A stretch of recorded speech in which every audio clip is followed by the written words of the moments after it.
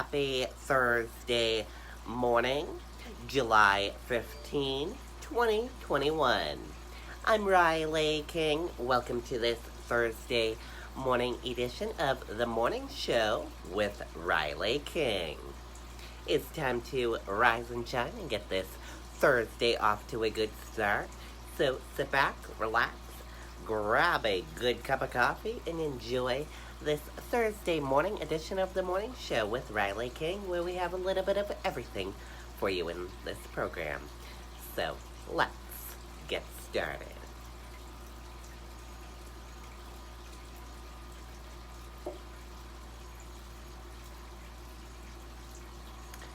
First up, devastating wildfires rage across the West. Let's take a listen to that video from ABC News. Introducing Michelob Ultra Organic Seltzer. It's made with real fruit juice and is USDA certified. Are also tracking severe storms in the middle of the country right now and the Northeast. Reports of a tornado on the ground just before we came on the air. And of course, the massive fires burning out of control in the West at this hour. Already destroying more than 1 million acres, firefighters battling the flames, but also the heat and the drought, lake levels dangerously low. An entire community in Washington state evacuated, residents running for their lives. We have all of this covered, including the track of these storms and that tornado. Here's our chief national correspondent, Matt Guffin, now. Tonight, 68 large fires are burning in 12 western states. More than 1 million acres scorched. That's nearly as big as the state of Delaware.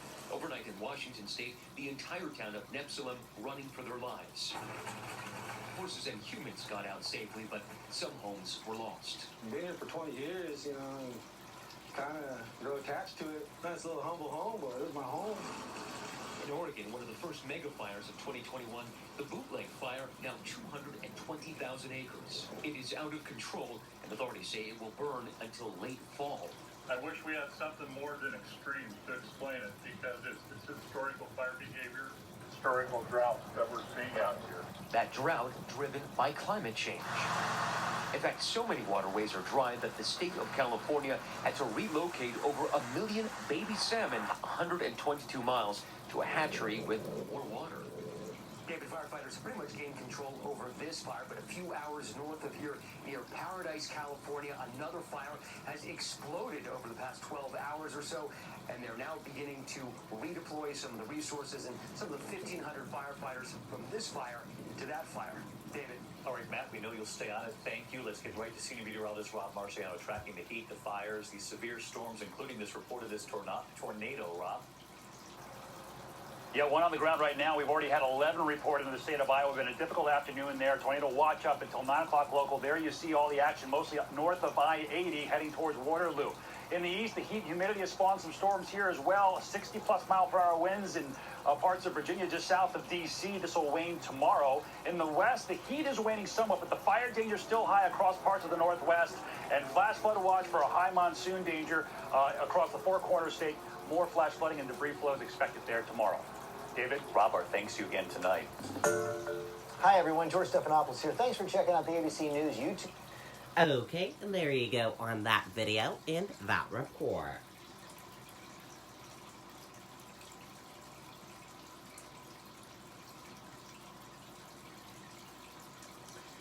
.911 calls released in Surfside Condo Collapse. Let's take a listen to that video from ABC News. Introducing new Bud Light Seltzer Iced Tea. To begin tonight with the difficult audio in the tragedy that gripped this nation. For the first time, we're hearing the calls to 911 right after the collapse of that condominium building in Surfside, Florida. Newly released calls from families, from tenants who were trapped in parts of the building still standing. Some calling from the parking garage, saying it was filling with water, trying to escape back up the stairs. Tonight, nearly 3 weeks after the catastrophic collapse of that high-rise, this is what remains. There is movement tonight on several fronts. New reporting from our team here on potential problems, warning signs, as early as 1996 with the pool deck and the underground garage. And the desperate search for survivors turning to a recovery mission today. Another person found in the rubble has now been identified.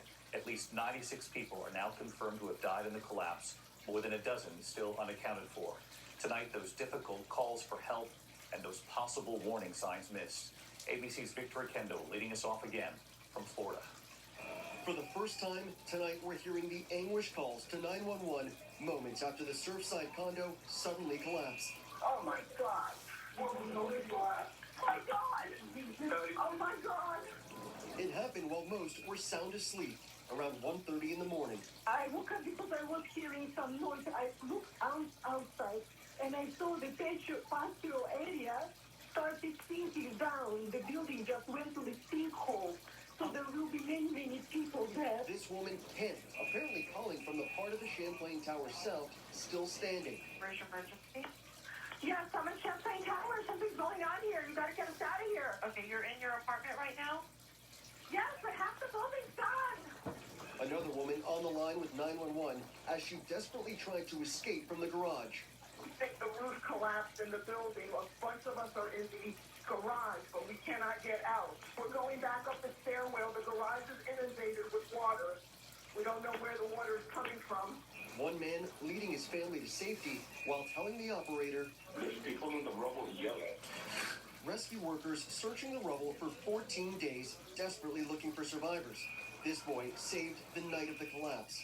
The search recently shifting to a recovery mission. Crews, local leaders, and the community pausing for this moment of silence. Now 3 weeks since the collapse, 96 victims have been found. The youngest, 1-year-old Aishani Gia Patel, identified just yesterday. At least 11 people are still missing. And Victor, I know there are new questions tonight about warning signs that may have been missed.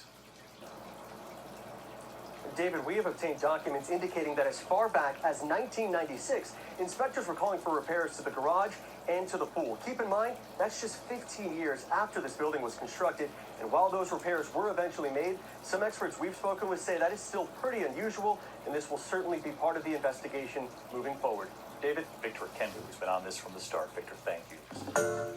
Hi, everyone. George Steph. Okay, and there you go on that video and that report.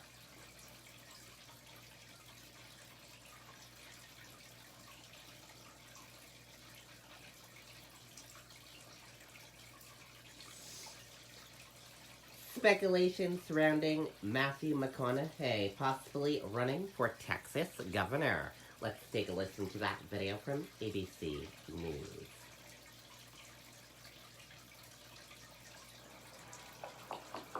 I'm deleting you. I met someone. Oh my God, what happened? We turn now to Texas politics, and some serious star power that could be added to the mix. Will actor Matthew McConaughey run for governor of the Lone Star State? Here's ABC's Zareen Shah. All eyes are on Texas as the state roils over a controversial voter restriction bill. But the state has also been buzzing over a potential 2022 gubernatorial run. All right. Mr. McConaughey or Governor McConaughey, whatever you want to call him. And I say that for a reason. For Academy Award-winning actor Matthew McConaughey. Matthew, why are you messing with us? Why? Are you running for... No messing with. Really, honestly, there's no messing with. It's consideration. The Texas native, tight-lipped about running. Yes or hell yes? Which one is it? I have no plans to do that right now. As I said, that would be up to... That is such a political answer. Until recently, the 51-year-old on Ellen a couple months ago. It's something I'm trying to look in the eye and give honest consideration. What an awesome privilege, an awesome responsibility, an awesome position of sacrifice and service. Something to consider. Teasing the idea of Governor McConaughey. Should your next leadership role ever include you, running for governor of this wonderful state, we'd be very happy. Right. But don't answer that. It's true consideration. Like his desire to run, his record mostly a mystery. It's unclear if he'd run as a Democrat or Republican.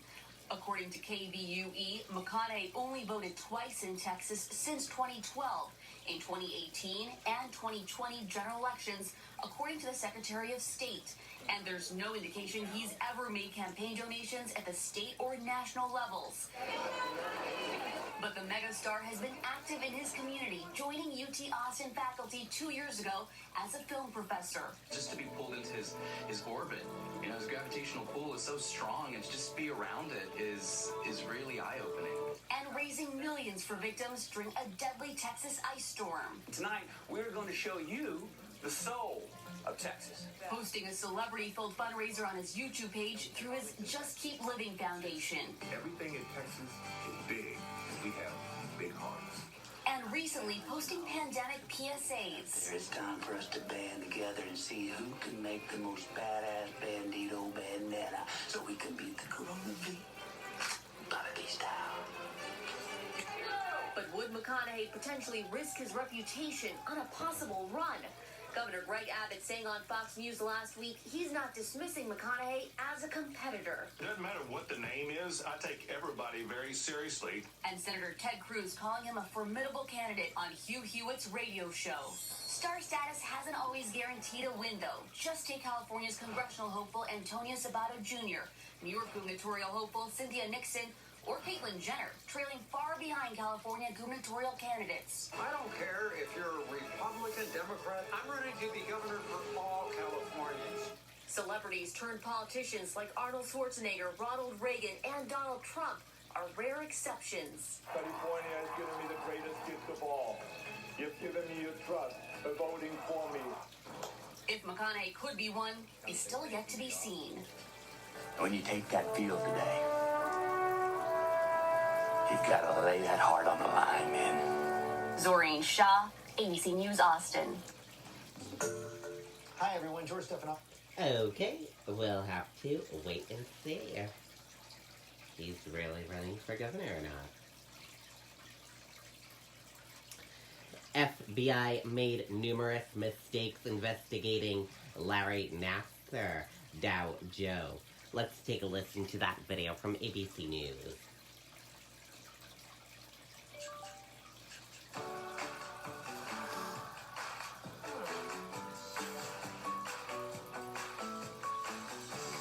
Enjoy presentations with Canva. Also, of a developing headline at this hour, the FBI now under fire for its handling of the sexual abuse claims involving former U.S. gymnastics Dr. Larry Nassar. Tonight, what the Inspector General has now uncovered, saying the FBI disregarded allegations by gymnasts and later made false statements to cover their mistakes. And just in this evening, the FBI now saying the actions of certain FBI employees were inexcusable. Here's Pierre Thomas. In a devastating assessment, a new report by the Justice Department's Inspector General bluntly states FBI agents failed to respond to the allegations against Dr. Larry Nassar, who's been convicted of molesting some of the nation's most prominent female gymnasts. The report slams the FBI, saying it also failed to respond with the urgency the allegations required and failed to take other steps to mitigate the ongoing threat posed by Nassar. His victims say the former physician for USA Gymnastics was a monster, sentenced in 2018 to up to 175 years in prison for assaulting hundreds of athletes, including Olympic stars Ali Raisman and Michaela Moroney. The world's best, Simone Biles, has also identified herself as a survivor of abuse by Nassar, and in 2019 blamed many in positions of responsibility for not protecting the athletes. You literally had one job and you couldn't protect them. Now that new report raising questions about whether as many as 70 young athletes were assaulted as the FBI fumbled their investigation into Nassar. According to the report, after first hearing of the allegations in 2015, for months, agents failed to flag authorities who could have taken action. The report also found as the controversy blew up, FBI officials did not take responsibility for their failures, but instead tried to cover it up, providing incomplete and inaccurate information when questioned about their response. David, tonight the FBI issuing a statement calling the Bureau's handling of the case appalling. That statement also calling the actions of some FBI personnel, quote, inexcusable and a discredit to the organization. David. All right, Pierre Thomas on the breaking headline. Thank you. Hi, everyone. George Stephanopoulos. Okay, and there you go on that video and that report.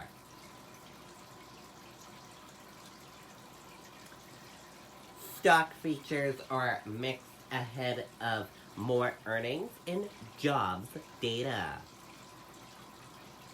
U.S. stock features were mixed in early morning trading on Thursday as investors readied for more corporate earnings and labor market data. And now let's switch gears now and let's go into the weather. Here's a look at your weather across the United States for this Thursday. As you can see, it's dry along the East Coast border. And then as you move towards Chicago and all over here, it is rain bands, and over here as well, some rain bands. And then some dryness along the edge here, and making your way up here, dry, and all dry here. But around here is just the line of rain. And that is a look at your weather across the United States for this Thursday.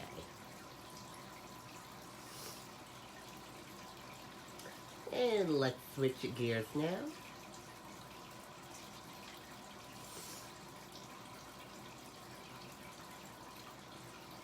And let's take a look at this.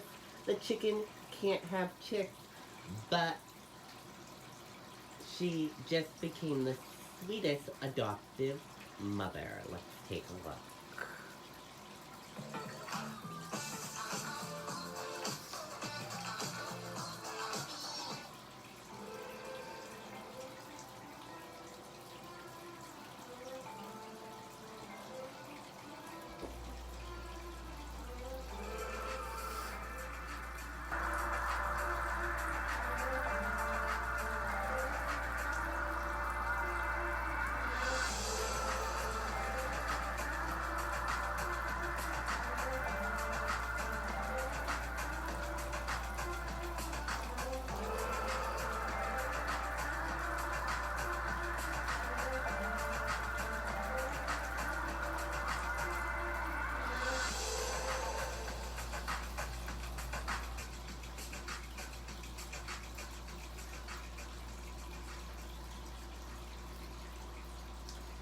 So cool, very adorable.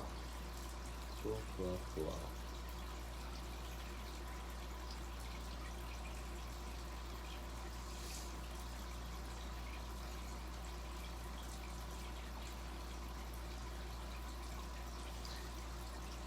Consumer prices up over 5% and new inflation hike. Let's take a listen to that video from ABC News. And a major jump in consumer prices, up more than 5% over the last year, the highest inflation hike in a generation. Chief Business Correspondent Rebecca Jarvis joins us with what this could mean for your bills. Good morning, Rebecca. Good morning, George. Yeah, and these price increases are widespread. They're happening quickly. Compared to last month, beef prices are now up 4.5%. Poultry, fish, eggs up 2.5%. Hotel prices up 7.9%. But by far the largest increase in prices over the month was in used cars and trucks. Those up 10.5% due to a global chip shortage that's happening around the world that is depressing the amount of cars that can be made at a time when demand for new cars and used cars is great. Rental car prices also up 5.2%. A lot of the rental car companies got rid of, they sold off some of their fleets during the pandemic. Now demand has surged as the economy has reopened, and these price spikes can really negate some of the benefits we've seen in the jobs market recently, those bonuses and those wage increases. The question now is, how long does the inflation last? The White House, Treasury, the Federal Reserve believe that this is temporary, that prices will begin to moderate at the end of the year as the economy normalizes, whereas some other economists, including the former Treasury Secretary Larry Summers, George, believe this has a more lasting impact, George. Yeah, that is quite a debate. Meantime, there is immediate relief coming for families with children. Absolutely. 39 million families in America should be receiving automatically direct deposits around the child tax credit in their bank accounts in the coming days and weeks. $250 per child or $300 if your child is under 6 years old. And George, it is automatic. If you filed your taxes, it will be directly deposited for you, George. That is a major change in tax policy. Okay, Rebecca, thanks very much. Well, hey there, GMA fans. Robin. Okay, and there you go on that video and that report.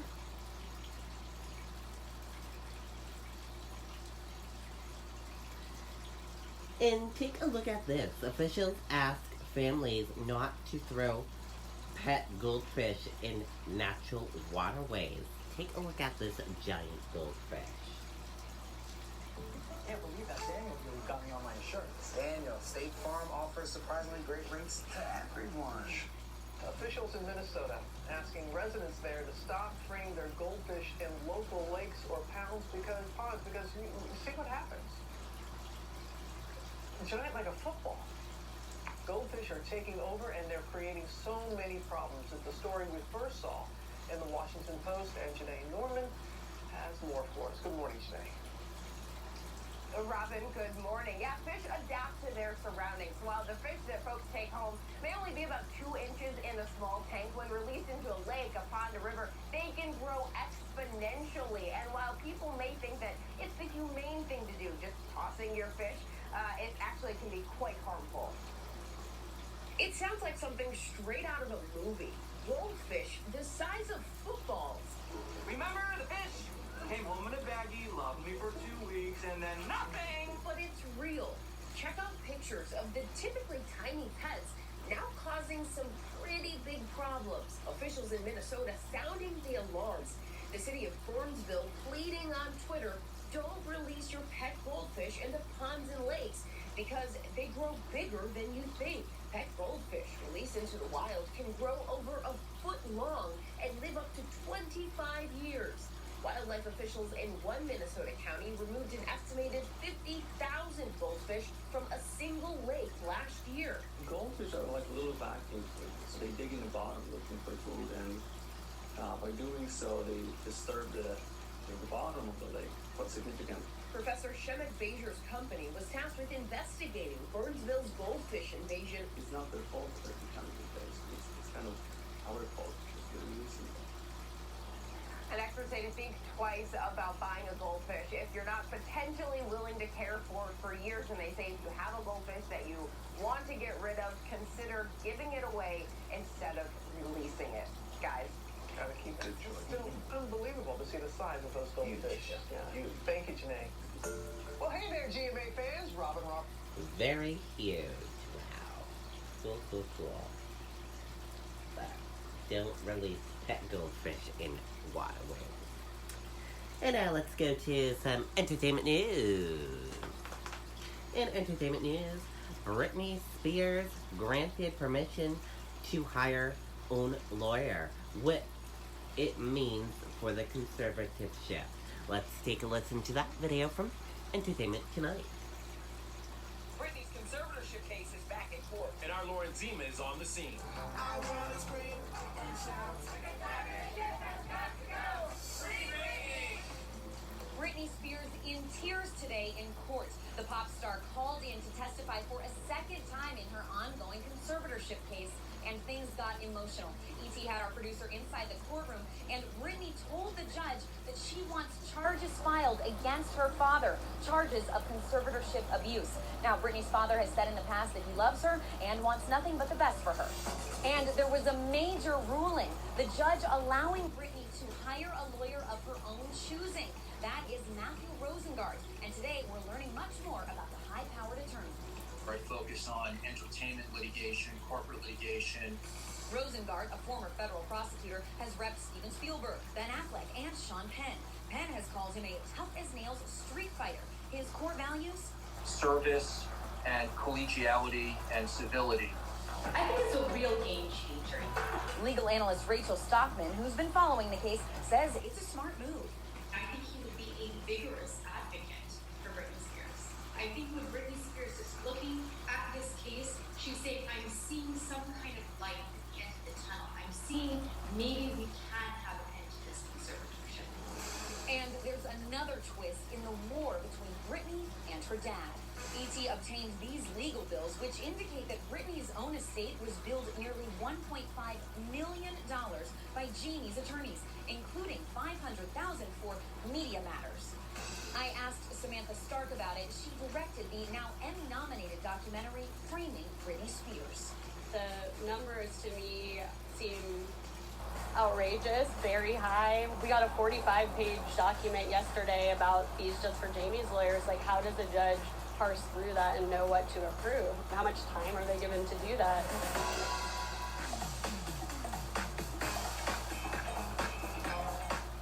Okay, and there you go on that video and that report. And that does it for this Thursday morning edition of the Morning Show with Riley King. Thank you for joining us for this Thursday morning edition of the Morning Show with Riley King. Have a great rest of your day, and see you back here later on today with more news coverage. Goodbye, everyone. Thank you for joining us and watching.